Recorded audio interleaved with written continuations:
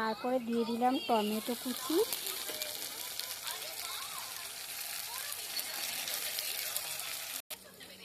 একে একে দিয়ে দিলাম কাঁচা লঙ্কা কুচি। এটাকে আমি একটু তুলে নেব, ঠিক আছে।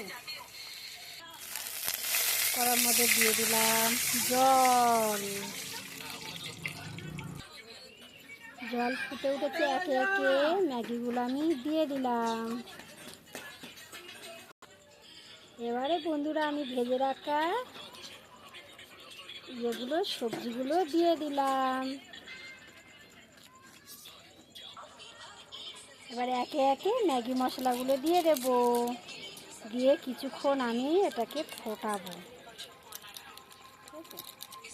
দেখুন,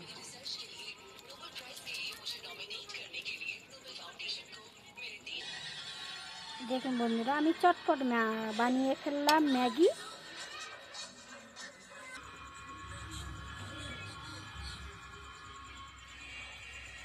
আপনার শরীরটা খারাপ, বেশ চটপটা কিছু খেতে ইচ্ছা হচ্ছে, প্লিজ এইভাবে আমার মতন একটু ম্যাগি বানিয়ে আপনি খেয়ে নিন।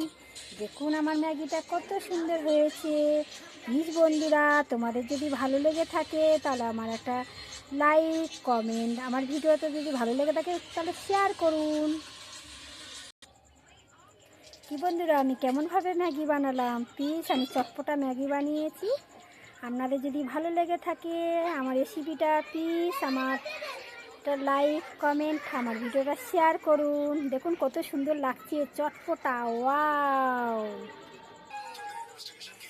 এমনভাবে বাচ্চাদের বানিয়ে দিলে কোন বাচ্চারা না খাবে, কত সুন্দর টেস্টি টেস্টি ওয়াও ম্যাগি।